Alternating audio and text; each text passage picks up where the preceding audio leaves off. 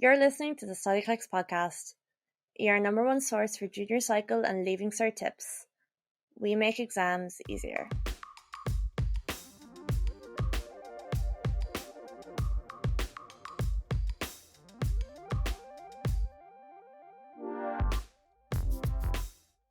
Hi, you're very welcome to the Studyclix Podcast.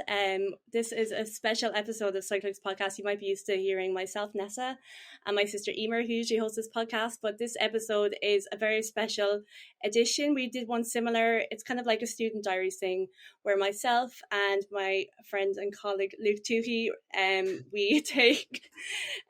we get a guest who's kind of either like in the Leaving Cert or close to having done the Leaving Cert on the podcast to like share their experiences and stuff. So Luke, I'll introduce you first. Luke, friend and colleague, do you want to say hello? Hello everybody, it's good to be back. Great to be back. I really can't, like, I'm so not used to recording a podcast and my video being up at the same time. Like, I'm like getting really distracted. But anyway, Luke, thank you so much for joining me, and we are so excited to be joined by Danielle McFadden. Hello Danielle, how are you?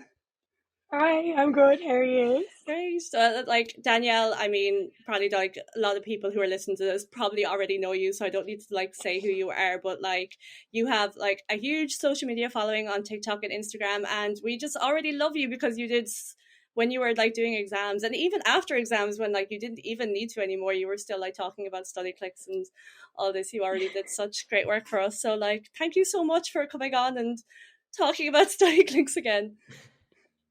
No, it's honestly such a pleasure. Yeah, I am a diehard fan. Good. We love to hear it. You're obviously like a pretty huge social media presence at this point, just across like a range of platforms: Instagram, TikTok, maybe other ones, I don't know, Twitter. How did it feel doing the Leaving Cert at a time when you were blowing up on these platforms? I can imagine it must have been really distracting at times, like kind of seeing notifications go off on your phone, oh, another follower. Was that kind of distracting, or was it kind of something that you could kind of really easily separate between the two? I was guilty of like going on my phone a lot and like checking stuff, but then I got, you know, that app that like shuts your phone off and you grow your trees. Yes. I did that, and I turned off all the notifications like I can't. But it was a nice break from studying. Like I could separate the time and be like, oh, I'm going to do an hour to do this kind of video, I'm going to do this. Like it was more of a release than anything, just to kind of have that going on the side, much like other people's releases might be like sports or like time with their friends, things like that. It's a nice mix to have it. Yeah, I can see how that would kind of, it's just so different. Like they're polar opposites. One's like academia studying, and then one's kind of very creative. With that then, because you did talk about the likes of Studyclix and you gave really helpful tips to people, and I feel like you were always like, you know, willing to answer comments. People I know that are doing the Leaving Cert as well were probably commenting, asking you your opinions on things. Did that kind of add a pressure to you, like because you spoke about studying and because you spoke about the Leaving Cert, that like you were afraid people would be really interested in your results afterwards, or were people being like, oh, what's she going to get? We spoke about this with Aisling as well in our last podcast, where there can be kind of a pressure when you open up about studying on social media, because people have an expectation. They're nearly waiting to see your results at the same time as you. Did you find that was something for you, or was that kind of something you didn't really pass much heed of? I kind of thought, like, obviously there's going to be that additional pressure because people know, oh, she's done this amount of study, but I tried to never be like, oh, I studied for 10 hours today. I was like, oh, I studied, like, because I didn't want to put pressure on anyone else doing the Leaving Cert as well, to be like, you have to do as much as me, or you have to do more, or whatever. But I kind of put more of the pressure on myself, and I just would consider everyone that follows me or watch my videos like my friends. So it was kind of like nearly sharing an accomplishment. Like I was going to be happy with whatever I got because I knew I'd put in the work, so I did my best. So I was like, other people will appreciate that as well. Yeah, you weren't too worried about kind of what people thought. Yeah, that's a really good attitude to have. Yeah, great attitude to have. Really like well adjusted, I think, especially when you grow up like on social media and stuff. It's really good advice for other people. The question I was going to ask you, Danielle, so like you did the Leaving Cert last year, 2022. You're in first year of college now, so I think even at this stage, some sixth years or fifth years would be thinking like feeling the pressure of like what they want to do. But do you want to just talk about the course that you're doing now and how you kind of came to choose it? Yeah, of course. So So I decided on physiotherapy in the Royal College of Surgeons. So immediately, like, I'll just have to say, I had no idea what I was going to do up until I'd say 2 weeks before the CAO was due. Wow. I had pharmacy, dentistry, medicine. I had everything down that wasn't physiotherapy. And then I got a job in a physiotherapist's office a month before. That's where I still work now. So I got a job there, and I kind of got exposed to talking to everyone that works there and everything like that. And I was like, this is what I want to do. Like, I'm quite a sporty person and I loved science. So I was like, it's a nice mix between the two of them. And I just thought it was a great fit for me, and everyone has a nice work-life balance. And it just kind of gave me everything that I wanted out of a job, I guess. And I'm doing it in the Royal College, and the first year is a general medicine year. So it wasn't what I expected going into the first year, because we're with all the medicine students, but it was so interesting. Like, oh yeah, I just finished my exams on Monday, and yeah, just really, really thank you. It's just really, really good. Like, it's somewhere that I didn't even consider at the start. Like, I was more thinking like, oh, like college is near me, like DCU and stuff. And then I just kind of looked into it, and speaking to people, I was like, oh my God, like this sounds great. Like, everyone's saying they had a really great experience. It'd be nice to like have a look. I'm sure I'm happy out. That's brilliant. So yeah, you do love your course then? Yeah, I do. Yeah, no. That's amazing. And what like tips would you, is it, yeah, I kind of nearly said there, but I was going to ask, like, what tips would you give to someone right now who like doesn't know what they want to do and the exams are literally around the corner? Like, and like the change of mind is around the corner. Sorry. Yeah, no, sorry. No, I would actually say, like, what I did, I actually like would just text my friends, their older siblings. I would text people that I knew that knew other people, and I was like, does anyone know anyone doing physiotherapy in the Royal College? Does anyone know anyone doing this? And then I would actually just speak to them, and I'd hear what they had to say, and they might give me a different insight to one that you might see on the CAO website and things like that. So it was actually just really good to kind of get a feel. Like, some people were like, actually, you think you're getting into this, but there's a different aspect. And it was great for kind of like getting people's experiences. Yeah. So I would just talk to people. yeah. Even like a bit of a Studyclix plug here, but our discussions pages and the community, yeah, it could be so useful for something like that. Has anyone heard anything? Did I say it's not always possible for someone to like attend every open day, and there's only so much you're going to learn from the university's website. So even to just throw in a comment saying, listen, did anyone go to the UL open day, the Royal College open day, and what do you think? What was it like? Stuff like that. I definitely think that's a great piece of advice, to kind of really shop around. Don't just settle on one course. Just shop around and see what people think. That's the thing, 100%, because I didn't go to the RCSI open day because I had missed it and it was online. But I actually did look at the discussions page on Studyclix, and there was people saying, oh, I went to this and they talked about this, and I was like, okay, someone tell me something about physiotherapy. I was like, please. That's so good. Yeah, I cannot be overstated enough that like, just reach out. Like, if you have like questions about something, it's so easy to be really shy about something so inconsequential. Like, I remember, like, I actually kind of had to talk myself up to literally email a course director and ask them for information about the course. I was just like, oh my God, this is so nerve-wracking. And like, if I didn't do that, I actually wouldn't have ended up doing the course that I was doing. So like, it's just, like any fear you have, you just have to like get over it, because all of these courses, they want you. So like, do not be afraid to reach out to people. Yeah. If you could go back, say, so obviously you have a year of college under your belt now. You're kind of, you're kind of at the other side. And I feel like when you go through a year of college, even after just the first year, there is kind of like an attitude shift when it comes to like your people's approach to work and stuff. It's never going to be like what we get put through for the Leaving Cert. It is very different. Even the exams, they're stressful, but they're not like to the same caliber as well. I know for me anyway, I just find that Leaving Cert was just a different breed of exams. If you could tell yourself with the knowledge you have now, like one thing, just to your Leaving Cert self, maybe from May 2022, what would you tell Danielle back then? Would you kind of relax a bit, or maybe up it a bit, or anything like that? Now, I was probably like all guns blazing for the whole year, and I was like, oh God.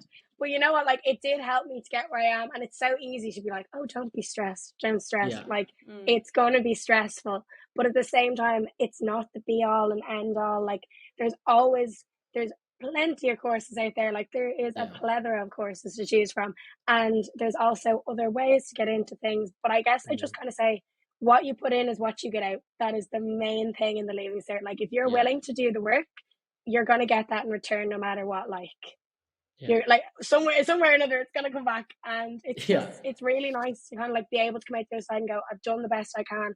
And whether that's, I don't know, 625, or that's 500, 400, whatever, you've done the best you can, and you are kind of confident and happy in the knowledge that that's okay. So I kind of like had accepted that before the Leaving Cert. I was like, what I get is what I get. I've worked for this. This is like what you probably kind of felt like you would put in your maximum effort, so it's like you're going to achieve your maximum grade. Obviously, was your year that you could sit some exams? Oh no, you had to sit all the exams, did you? Yeah, you sat them all. So like obviously then it kind of does have that element of like, okay, actually this is actually something that someone like you who's studied hard and worked very hard all year. Did you kind of have that fear of, okay, I have put in the work, I've done it all, I can do this, and then there's just always that risk that it will just be a bad exam, a bad day, you'll wake up on the wrong side of the bed and you'll butcher it. Like, that was my worst fear. I never ended up having to sit them because we got predicted grades. But was that a fear for you? You kind of, because the stakes are nearly higher for someone who has put in the work, in the sense that someone who hasn't really put in a lot of work all year doesn't really mind either way. A bad exam to them might be a good exam to someone else, as in they're kind of like, well, it was never going to be good in the first place. But for you who tried so hard, was that a fear? Was that something you were like terrified of happening? It was, no, definitely. I was like, I kept going through these scenarios and I was like, oh, what if I've studied every exam paper, but then they change every question that they've ever put on? Like, I've gone through all of the mock papers on Studyclix, all of the normal papers, like multiple times. And I was just like, what if none of these questions come up? But then I was kind of psyching myself out, and I had to sit back and just be like, whatever happens, happens. I can't change the marking scheme, the exam, how I feel on the day. Just go in there with the confidence to know that I've done the best I can. I've prepped as much as I could. But like within reason, because obviously I wasn't like sitting at my desk for like 23 hours a day. Of course, not possible, but as close to as possible. So like Luke was saying, actually we're recording this in May, so we're less than a month out to the exams. So like everything you said there's so much of it at this stage is down to mindset. You're going to be stressed no matter what, but there's certain things that are like totally out of your control. But if I could like be really annoying for 1 second, just because it's so close to the Leaving Cert, do you have what would be like your number one practical study tip when it's this close to exams? Would you have anything? There's different study tips for kind of like different subjects that I would have that are very specific. But like also I think just getting organized at this stage is just the most important. Like, not so much like separating, being able to kind of nearly work back. Like, if your first exam is English, you might start studying more maths now or something like that, and kind of work back and go towards English. But it's kind of like just factor in studying what topics you want, but also breaks from it, because you're not going to be as productive if you sit down for 10 hours and look at the book and go through it. You'd actually be nearly better off doing a few hours, having an hour break, coming back to it, being able to like actually take in the knowledge. So don't burn yourself out before the exam is what I'm telling you. Make sure you factor in time for your friends, your family, whether that be walking around the corner and going down to your grandparents or something like that, just for an hour, just giving yourself a break, because your mind can't be all go like all the time. So definitely just more like that. That kind of goes, I think, for like not only people who have been working hard all year and kind of already have a good bit of revision under their belt, but also for people who are like, because at this point it's May, there's going to be people, there are people that are cramming 100%. There are people that opened up the book last week and are panicking and stuff. But that the same thing goes, like, that's great advice for people. The breaks, like, even if you have the whole biology course to learn off in the space of 3 weeks, you're still better off taking your breaks and getting through it. It's better to know like 3 topics really well and 3 kind of well than like try and cram all 6. You know what I mean? It's exactly, the breaks are definitely a huge part of it. You'll just stress yourself out and burn yourself out as well, and you'll be exhausted, and you don't want that. And I'd say at this stage be looking at exam questions. So go on to your Studyclix.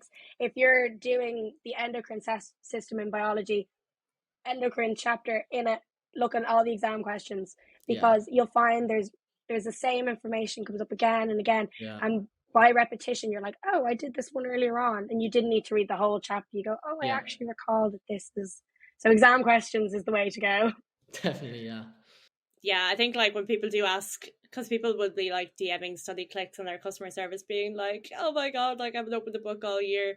And like I think the main thing we do say, like if you're just a last minute person, the exam questions are the best way to go, because they just keep repeating themselves and you're just eventually going to see something. But I'm really glad you said that about organization, because people like, because it's so close to exams and people think just time is not on their side now, so they don't, there's no time to plan, there's no time to organize. You literally just have to take the information and just shove it into your brain. Whereas like there's a good way of comparing it actually in like, do you know one of those like essay heavy exams like English or history, where there's just a crazy little amount of time for those two exams.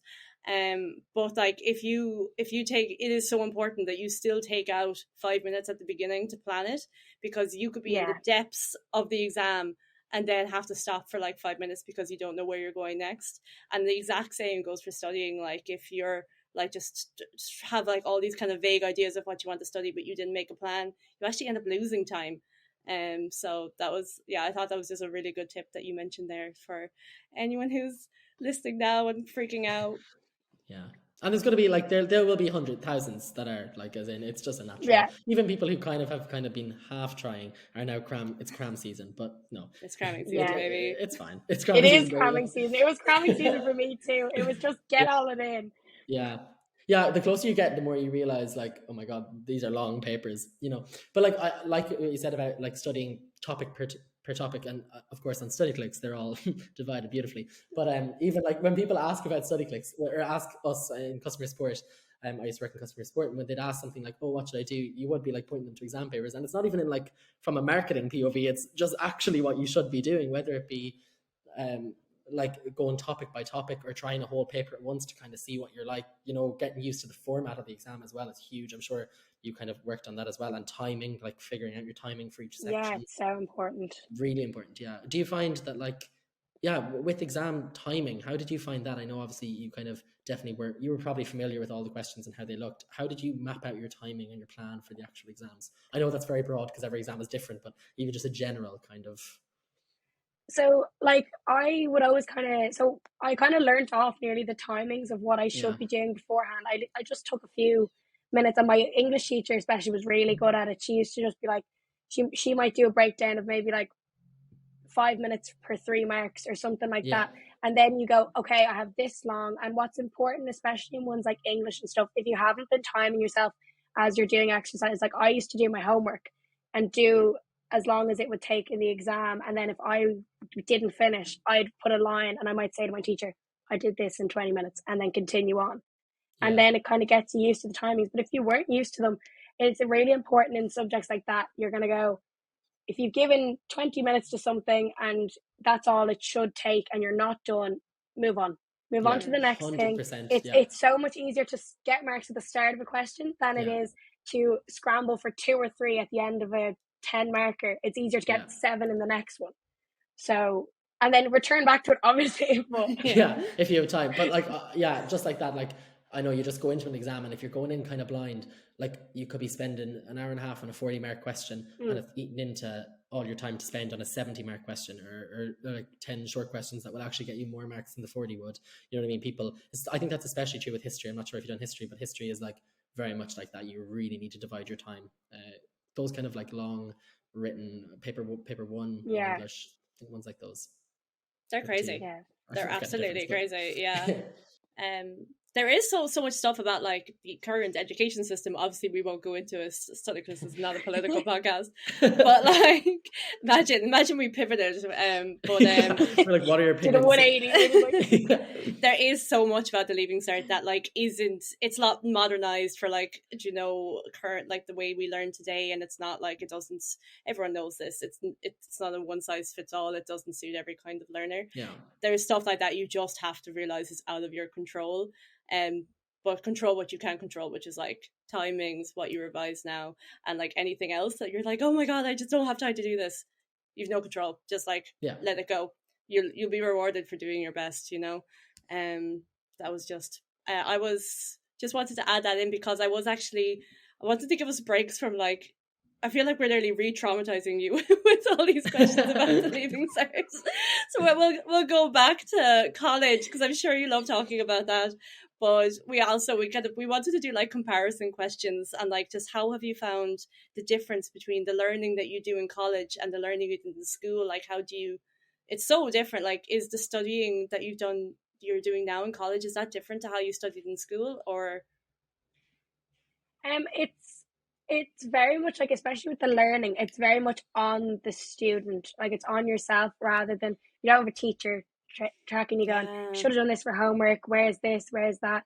It's very much like student driven. And like, I mean, you can go to your lectures if you want, but they're not gonna like give out, you really should go to them. But like, there's no one chasing you down being like, why didn't you go? So it's ultimately on yourself. And with studying, I found like I've gone for flashcards a lot more than I did with my Leaving Cert, and there's less books, everything's like kind of on the computer. So I do still take my handwritten notes because I feel like it's a lot easier to have like muscle memory to see it written out, to kind of like be able to go, okay, I've definitely written this, I've done this. And I'm so bad for doing mnemonics and things like that, and I'll be sitting in the library and I'm like pandas, and then I'm like, oh what? And I actually think, or I'm telling myself stories in the library in college to try and remember a certain cycle, and there's people probably looking at me going, oh, and I'm like, I don't know. It's very different, but it's very similar at the same time. Like you still need that kind of like drive to be able to want to do well, to maybe want to get by, to do the knowledge. Like no one's going to put the knowledge in your head. You're going to have to do it yourself. But at the same time, it's a lot more free. It's a lot more, you are ultimately deciding what you're going to get. So, but it's nice. It's actually a really nice way to learn. Yeah, I suppose, especially because we were saying, like, even literally 10 seconds ago, we were saying about how the Leaving Cert isn't really a one-size-fits-all, or it shouldn't be. College is a bit different in the sense that I know different courses differ. I know you do a science kind of course, so maybe it is a bit more kind of like end of semester exams, but there usually is kind of more of an option for, in a lot of courses, like continuous assessment, and like you get marks for attendance in some courses and stuff like that, which I think is good. It's different in that sense because, you know, it's not the case. Obviously, of course, you have to go to school legally, but it's not the case that you get marks for going to school when it comes to the Leaving Cert or the Junior Cert. So it's kind of like, it's nice to kind of have that kind of cushion to fall back on of like, okay, I'm going into the exam, but I have 30% got in this continuous assessment, and I attended all the classes, so I have another 10% got there, and it kind of makes you like, I don't know, it's kind of a lot more the continuous assessment vibe in college takes a lot of pressure off the exams. Now, don't get it twisted. It does, it's still stressful, but like, you know. Yeah, no, it is. And like, definitely, because it's always nice to know, like we have, for all of our modules, we'd have 2 assessments every semester and that's 30% of your module, and we have a 50% pass rate. So you just kind of have to like knuckle down, get it, crazy. do as best you can. Like, but you know what? It's actually like, it is really nice, as you were saying, and we have like lab modules, so we get, most of those there's an exam at the end, but most of them is attendance, lab reports, stuff that you can definitely control. There's definitely kind of a higher level of like what we were saying about how going into that exam and just by chance forgetting everything, or the State Examinations Commission just switching it up and having a whole different exam. Those nightmares. Feeling random today. that was me. I was like, mine's going to be the year. It's going to be the year they bring it out. And I was like, you're just like reading you're like doing another Shakespeare just in case. Just in case they pull like poems that aren't even on the curriculum. No, but that doesn't kind of happen in college, in the sense that, you know, it is kind of more of like although one thing in college that I think you probably know as well, Danielle, just because, I mean, of course you do as well, Nessa, but more recent. But like how, when you were saying about exam papers, how like, you know, very predictable in secondary school, that's kind of not really a luxury that continues very far into college, because you could be studying physiotherapy, someone else is studying UL. They all have different exams. They're all different modules, different lectures. They even vary year to year. So like, that is definitely something that I think Leaving Certs should not take for granted, that there is a set system of, as unfair as it seems sometimes, but there is a set system, and it's always the same, and it's always going to be the same. No, like my friends will know I'll be sitting in college and we'll be sitting there trying to do exam papers and I'm like, oh, just give me a Studyclix for this. Please just give me all the questions, because you're fishing through stuff to go, oh God, maybe this might come up with, and you might only have 5 years of exam papers and you're like, oh no, but it's such a luxury. Like I was like, maybe I should ask, could they do one for our college course? The amount of people who ask that, I say, whenever I tell anyone I work for Studyclix, they're like, oh, like, is there like a college version of something? Like, no, I was like, I still talk about the Leaving Cert, I still cosplay as a Leaving Cert student. Yeah, no, I know it would be so handy to have them all in the one place, or even just to have them, because some modules just don't. Like you said, like they only go back 3 years because there might have been a different module leader before then and stuff, and it's just so stressful. Yeah. It really, like, so don't take it for granted. Don't take it for granted, dude. Using Studyclix, it's a godsend. Yeah. So kind of on that vibe, from social media, it kind of looks like you had a really good kind of balance between kind of studying, and also you play a lot of sport. I can see like you post about your sport fairly often, and it's probably a very big part of your life and something that you really wanted to continue and stuff. Do you have any tips in achieving this balance between like academia and sports? I'm not sure if you kept it up while during the Leaving Cert, or did you have to kind of put a pin in it for a while? I know some people kind of give it up a little bit before. What's your advice to kind of people who are thinking, I don't know if I can give the time for this commitment? For me, I kept up my sport the whole way, like up to the Leaving Cert, through the Leaving Cert. The only thing I didn't do is I didn't play matches in between, like when the Leaving Cert was on, because I was paranoid that something was going to happen. But I did train, and like even my mum will tell you, like I was sitting here, I have matches on a Wednesday night, and I was sitting here and I had an exam the next day, and I was like, I might just go up to my mum, like, no, like, don't go. But it was like, I was like, okay, right. But it was always nice to kind of get a break, because it really just takes your head out of the books. It gets you to have that time to kind of relax. I play football with all my friends. We weren't talking about exams, we weren't talking about studying, there was no comparison. It was just kind of having a good time, getting your head out of it for an hour and a half, and then you come home, and then maybe you would study after you come home, maybe you don't, it doesn't matter. Like, it was just really good to kind of get that balance, and that was just nice to be active. And even if you don't play a sport, you can go to the gym, you can go on your walks. Even if it's not something active, you can do journaling for an hour, something just to kind of get your head away from it, because it becomes overly saturated. Just to clear your head. It's just especially, I know that like people play sport with their school and stuff, which is also great. I think that's, even because that kind of, you're going to a match in the middle of the day, it's not a bad thing. You're kind of getting out of school early or whatever, and it's so nice to just kind of like to park it for a second and just say no. And like you said, you're not going training and talking about like what you get in this exam, what you get in that. Like no one really cares. And like you said, any kind of, not just the likes of, I think, do you play camogie or is it Gaelic? So I play Gaelic football. Okay, so like for the likes of that, like even the likes of camogie, hurling, any of those kind of sports, they all do the same thing, or like you said, outside of sports, reading, journaling, musical theatre, anything like that can really take your mind off it. I think it's so important.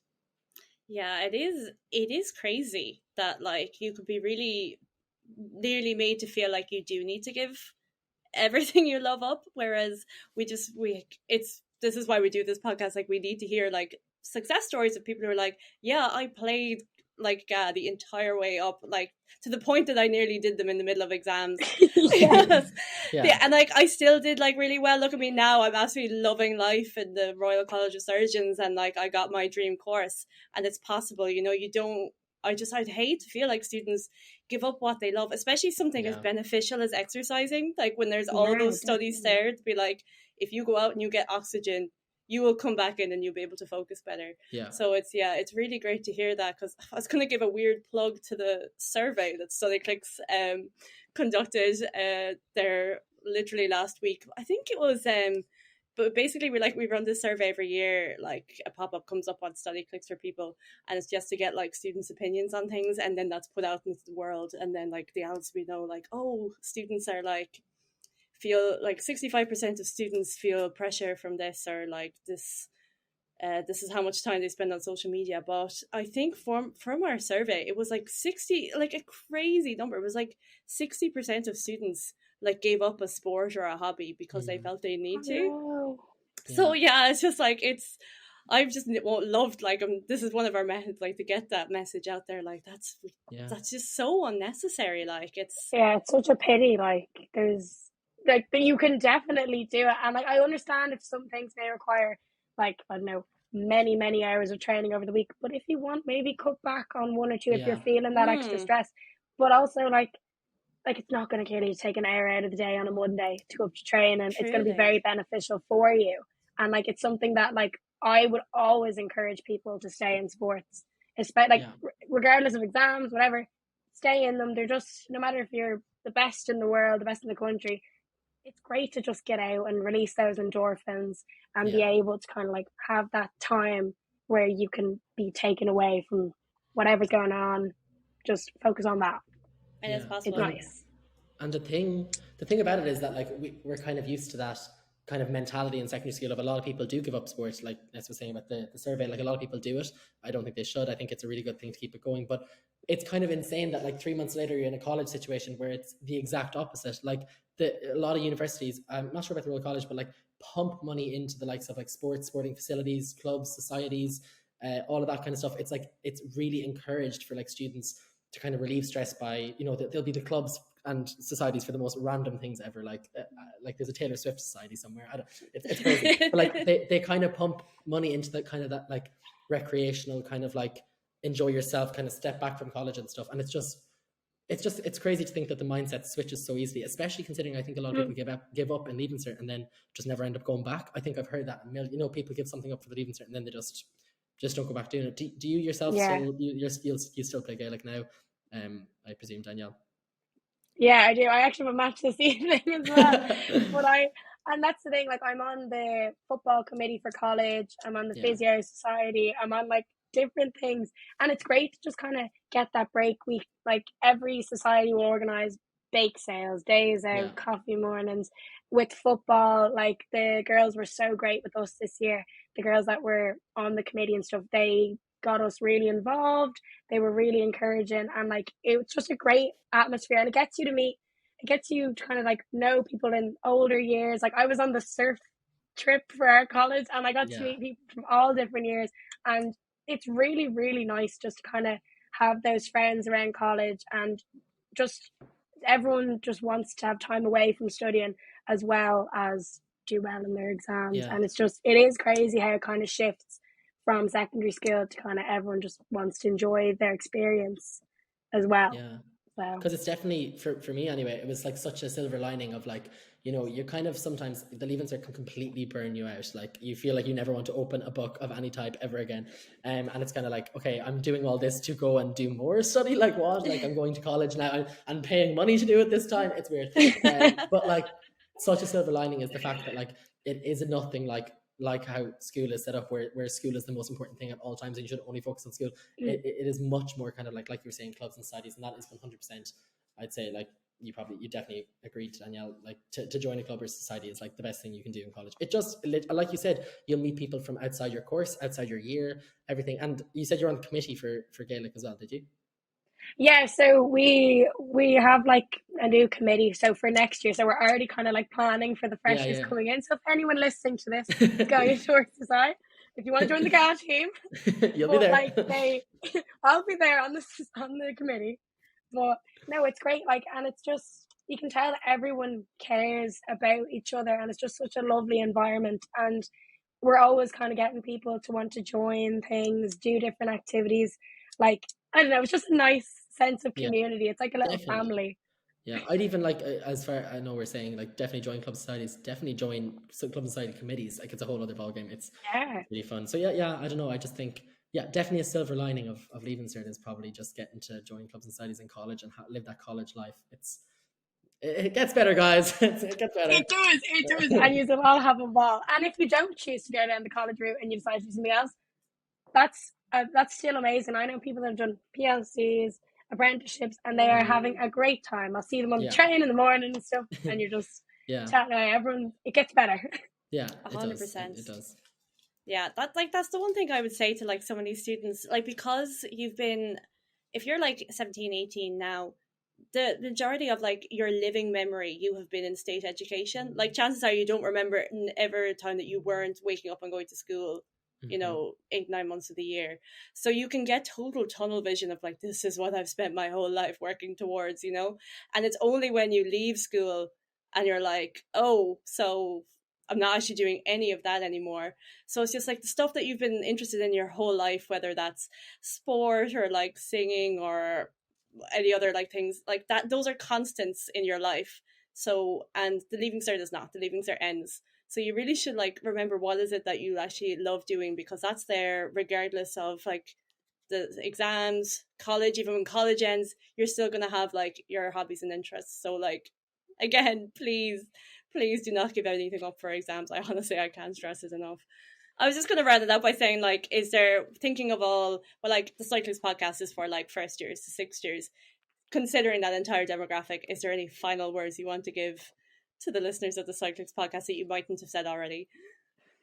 God, I feel pressure now. It's just like, made this great speech.